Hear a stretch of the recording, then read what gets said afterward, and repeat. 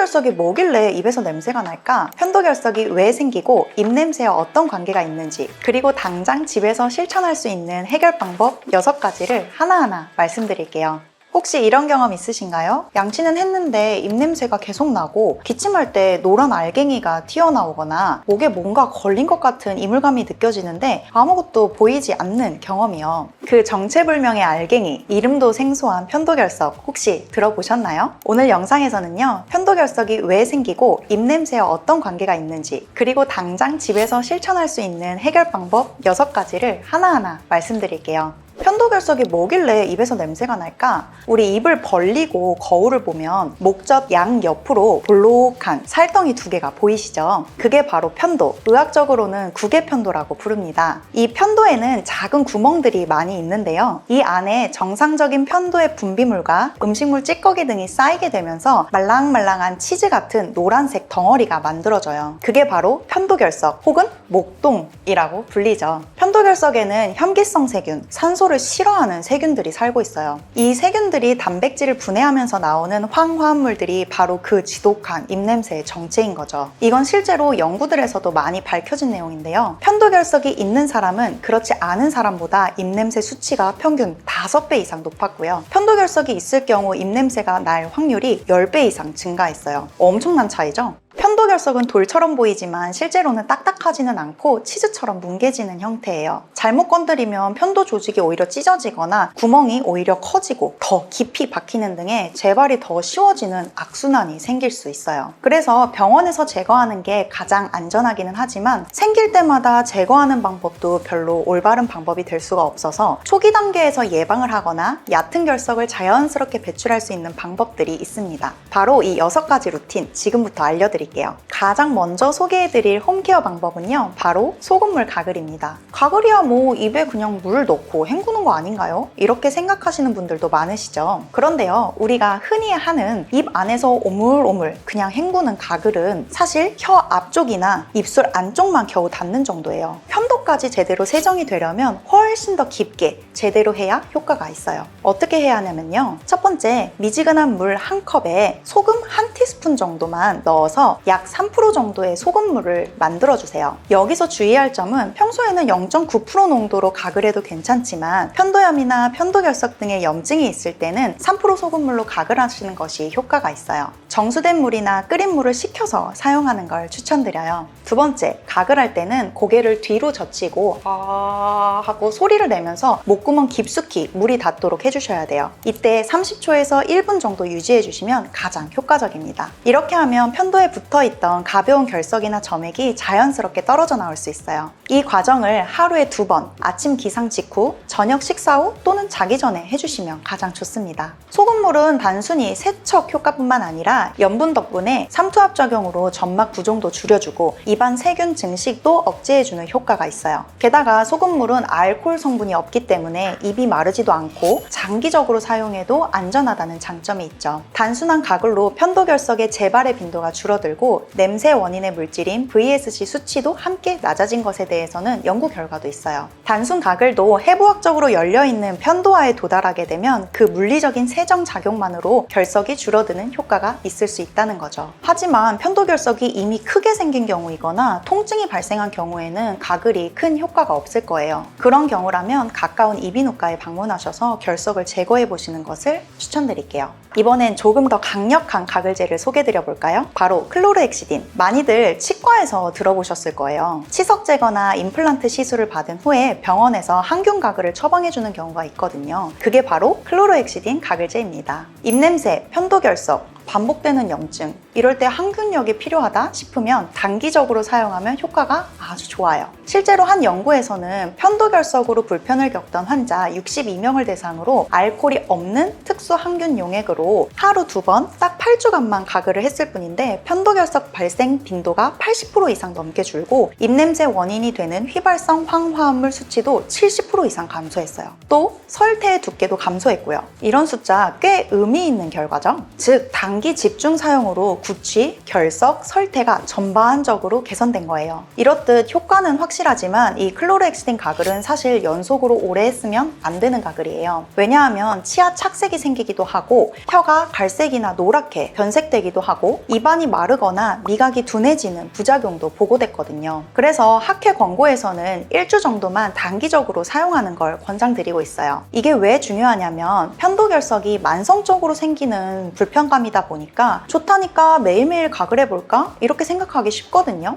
하지만 장기 사용은 오히려 구강 점막을 해치게 되고 입냄새가 더 심해지는 경우도 있을 수 있어요. 그래서 편도에 염증이 심할 때는 일시적으로 사용해 볼 수는 있지만 장기 사용은 절대 안 돼요. 세 번째는 바로 편도 주변 마사지입니다. 편도를 둘러싼 근육과 점막을 부드럽게 자극해서 편도 안에 끼어있는 이물질, 특히 편도결석을 조금 더 쉽게 배출되도록 도와주는 방법이에요. 편도결석이 겉으로 보여서 딱 빼내면 좋겠지만 실제로 대부분 안쪽에 숨어 있어서 잘 보이지 않는 경우가 많아요. 그래서 억지로 면봉으로 누르거나 핀셋 같은 걸로 빼려다 보면 편도에 상처가 생기고 편도화가 커지고 결국 결석이 더 자주, 더 크게 생길 수 있어요. 그러면 어떻게 해야 될까요? 제가 추천드리는 방법은 간단해요. 목을 움직이면서 편도 주변 근육을 간접적으로 자극해 주는 거예요. 첫 번째 방법, 강한 기침 유도하기. 편도결석이 생겼을 때 많은 분들이 기침하다가 툭 하고 튀어나오는 경험 해보셨을 거예요. 이건 단순한 우연이 아니라 기침의 압력과 목 주변 근육의 수축이 결석을 밀어내는 데 도움이 되기 때문이에요. 아침에 일어났을 때 또는 세수하고 나서 캬캬 하는 강한 기침을 2, 3회 반복해주세요. 특히 침 삼킬 때 이물감이 느껴진다면 그때 해주시는 것이 효과적이에요. 단, 너무 자주 목 청소를 하는 듯한 습관적으로 기침해주시는 것은 목 점막을 더 자극해서 이물감을 더 극대화할 수 있기 때문에 주의해 주시는 것이 좋아요.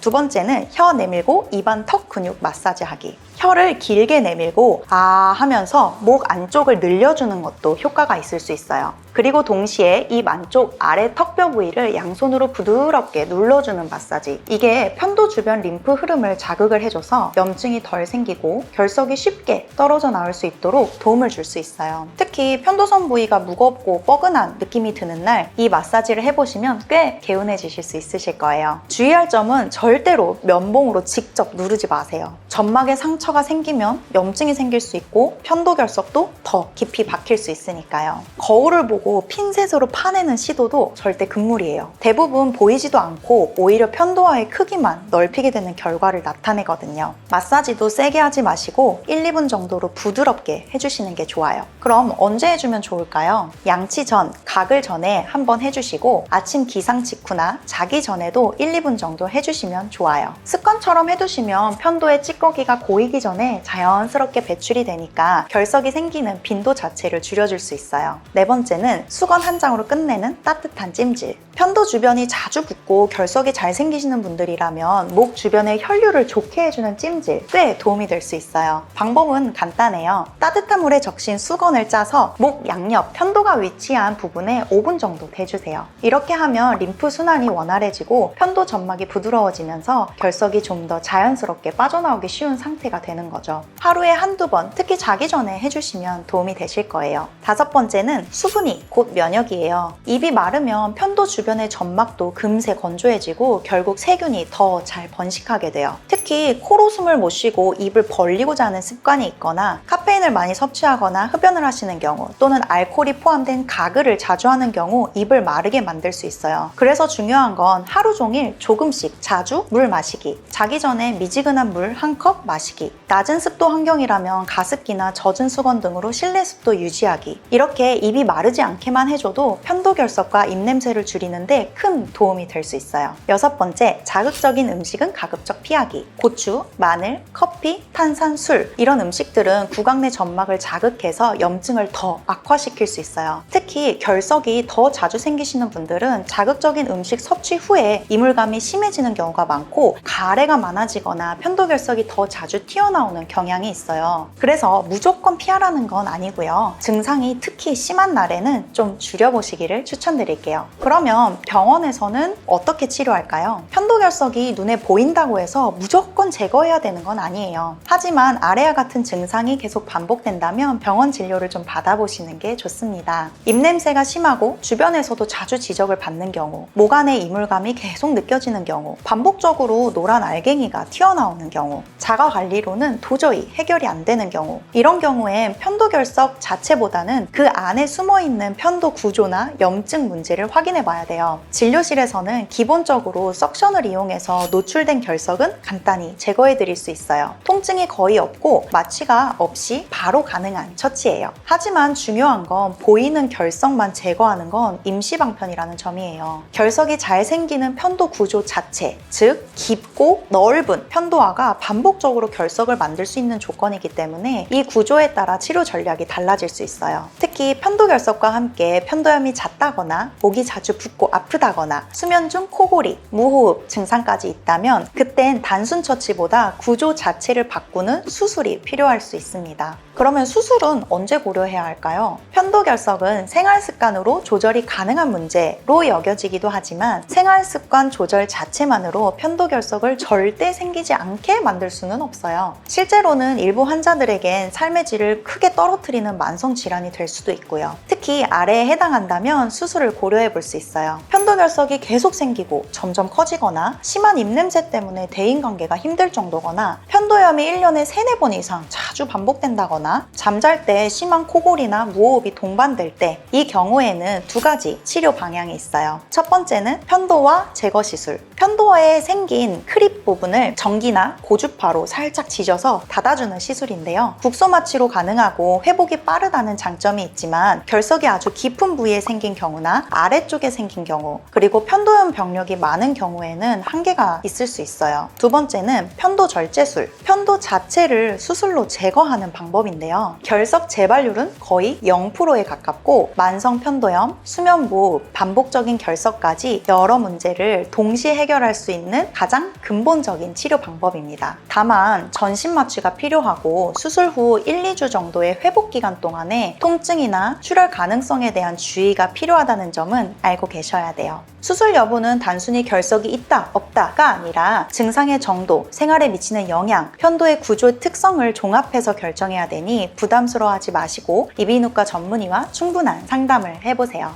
편도결석은 누구에게나 생길 수 있지만 어떻게 관리하느냐에 따라서 삶의 질이 달라질 수 있어요. 그래서 오늘 영상에서 알려드린 방법들 하루에 1가지씩만 실천해 보셔도 입냄새, 이물감, 잦은 결석에서 확실히 벗어나실 수 있으실 거예요. 도움이 되셨다면 좋겠고요. 저는 다음에 더 좋은 영상으로 찾아뵙겠습니다. 이비인후과 전문의 주수연이었습니다. 감사합니다.